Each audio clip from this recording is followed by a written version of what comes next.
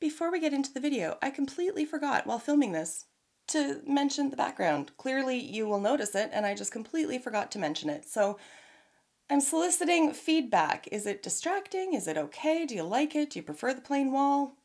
Let me know. I was just getting really bored with the plain wall, but at any rate, let me know your feedback. Let's get into the video. Hey makeup friends, and welcome back to the channel, or if you're new here, then hello and welcome. My name is Kara, and today I'm going to be sharing with you some of the items that I'm going to be decluttering from my collection. There's a variety of reasons for it. I will give them as we go through, so let's just dive in. We're going to start with complexion. So first up, I have the True Skin Hydrating Foundation from Catrice. I have it in the shade Warm Beige 020.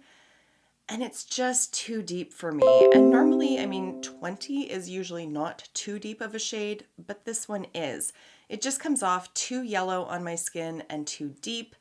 And if I can manipulate a foundation, I will, but it's far easier to deepen up one that's too light than it is to lighten one that's too deep. And so this one just continually gets overlooked in my collection. I did bust it out recently, maybe about a week or so ago. I did try it again, and my skin looked off. It's just too deep, so it's time to let it go. As well, I have another foundation here. This one is from Rimmel. It's the Kind and Free Moisturizing Skin Tint Foundation, which I have in the shade 150 Rose Vanilla.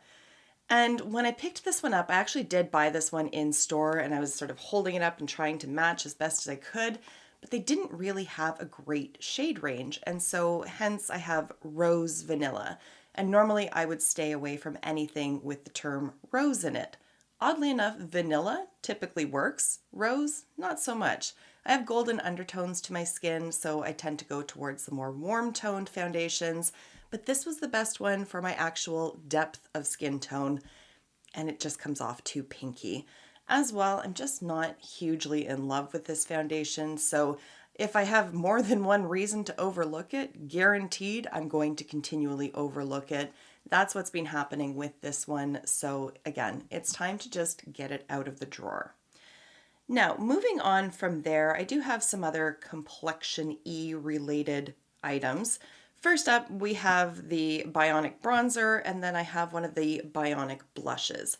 Once these are actually applied to the skin, blended out, they look beautiful. However, to get it out of this tube, it's just a bunch of oil. And even when you shake it as best you can, it's still just pooling oil. So I always find that I have to have a paper towel so that I can sop up that first, however much comes out that's just pure oil, and then the pigment comes out. And the same thing happens with the blush. And frankly, it just kind of skeeves me out. I don't like it. The product is clearly separating every time it's not in use. And there's just something about it I don't like. I don't like having that additional step of having to deal with all the oil and whatnot. And then I don't know. I just don't enjoy it. I have so many other bronzers, so many other blushes that I don't need to keep the ones that I dislike. Again, once they are blended out, they're perfectly fine. I can't sit and rave about them and say that they're the best products out there. Clearly not if I'm decluttering them. But it's just too much extra work, frankly. And there's something heebie-jeebie about all the oil that comes out of it because it's consistent. So I'm going to say goodbye to both of those. Now, next up, we've got a highlighter stick. This one is from Merit. It's in the shade Cava, and it just looks like this. It's very pretty on the skin. It does produce a very pretty sheen. It's not glittery. It's not sticky. All of those things are great. They check the boxes of what I'm looking for. The problem I have with this is the smell. It straight up smells like when you enter a room after it's been painted. That's what it smells like. And it didn't used to smell like that, so I'm not sure if there's something in the formula. I know Merit leans very heavily towards we're clean, whatever that means. It seems to vary by brand. Something has gone off on this, and I have not had this for very long. I want to say that I got it in the summer. I can't remember. Merit actually sent it to me, and it was fairly recent, like within the last year. That's my interpretation of recent. Regardless, oh God, the shelf life is just not there. I can't bring myself to apply it to my skin, especially when something starts smelling that strongly and that badly. I don't want it on my skin, so hence it is going. Now, we have a finishing powder. This one is from NYX. It's the High Glass Finishing Powder. And I've run hot and cold with this. I've held on to it for a long time, trying to make it work, trying to really give it its fair shake. And it's just too glowy for my own personal preferences. It can come off very easily like a highlighter, and then my entire face is just altogether too reflective and glowy for my own personal liking. There is like a sweet spot, but it's so narrow between not enough for it to actually do anything to way overboard, and you can flash over into that way overboard category very easily. So it's just a high risk, low reward kind of product. And so again, it's one of those products that I just keep overlooking because I have other finishing powders that I way prefer to this. I don't like that super, super glowy look. I just like my highlighter to stand on its own. And when I am using a finishing powder all over my face, I don't necessarily need it to be like glowy. I don't necessarily need it to be mattifying. I just need it to like soften the edges of the other powders on my face. And this one is just too risky for me. I don't enjoy it. Okay, and then we have a lip balm. This one is from Juvia's Place, and it is in caramel. And they just come up like this. They're like slightly tinted lip balms.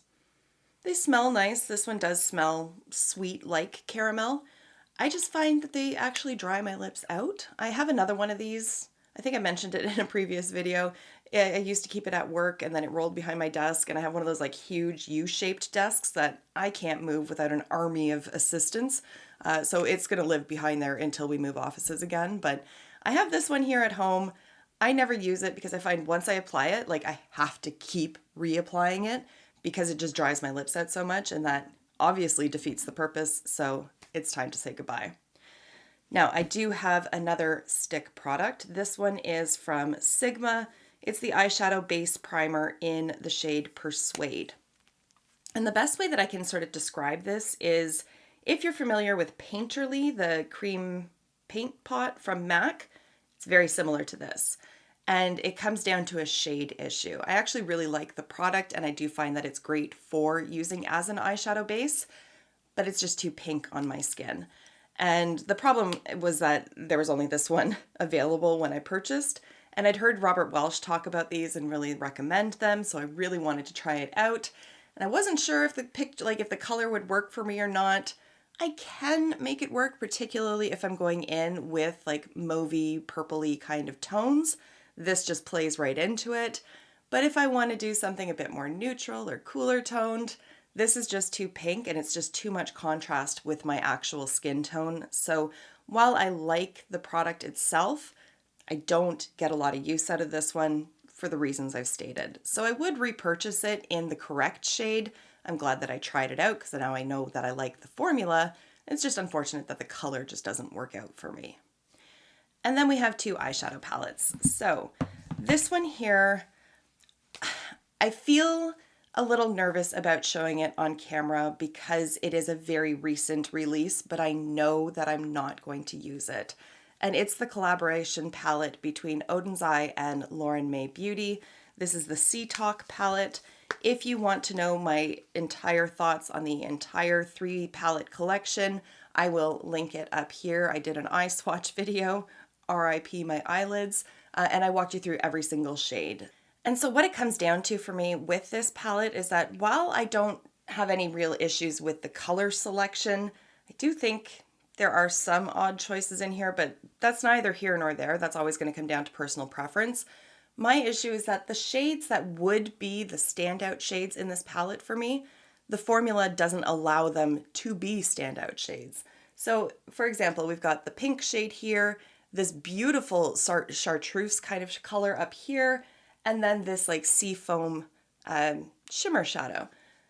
They're not good. They're not good. The electric kelp, this like, it looks beautiful just on the finger, but once you actually apply it with a brush and blend it out over the eyes, it just loses so much of that impact, and it just becomes a rather sheer wash of color. And the same goes with these shimmery shadows. This one barely shows up on me, and then this pink, which could be absolutely beautiful, is very, very lackluster. Just doesn't have as much of the pigmentation as I would want it to. And again, this comes down to personal preference, but I just want more out of my shimmer shadows. As well, this deep blue shade over here, again, I'll reference my eye swatch video. This one was one of the patchiest matte shadows. So while I really actually do like this little quadrant over here of neutral shades, I have so many neutral palettes that it just doesn't make sense for me to keep an entire palette just for those 4 shades.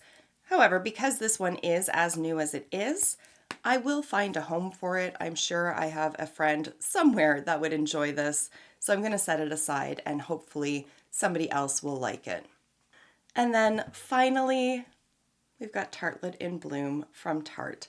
So if you have been following me for a while, you know that I panned this palette last year, or at least I gave it the good college try, and I made some incredible progress on it. Shocked the hell out of me, for sure. And then I had repressed another shade that I was working on from a Huda Beauty palette into here. That is now finished. And it's just time to let it go. I did mention in a previous video that one of my Facebook memories popped up from 7 years ago, and there was this palette sitting on my desk. So it has definitely served its purpose. I have definitely got my money out of it. So I am going to declutter it. And it's kind of bittersweet because this is the first palette that I've ever dug down that far in, hit pan on every shade, completed 3, almost 4 shades entirely. Very proud of that, but I don't need to hold on to it just to reminisce about my year of panning it. So it's time to say goodbye.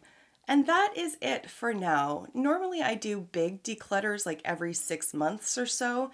However, this year I'm just not purchasing nearly as much makeup as I have in the past, and so I don't think that I'm going to have an impressively large declutter to do come June or December. Well, maybe December, we will get there. But looking down the barrel at June, I just don't think I'm going to have a ton of products to get rid of. So I thought that I would just gather what currently has caught my eye as being things that I'm just not going to get any additional use out of and share them with you. So there we have it.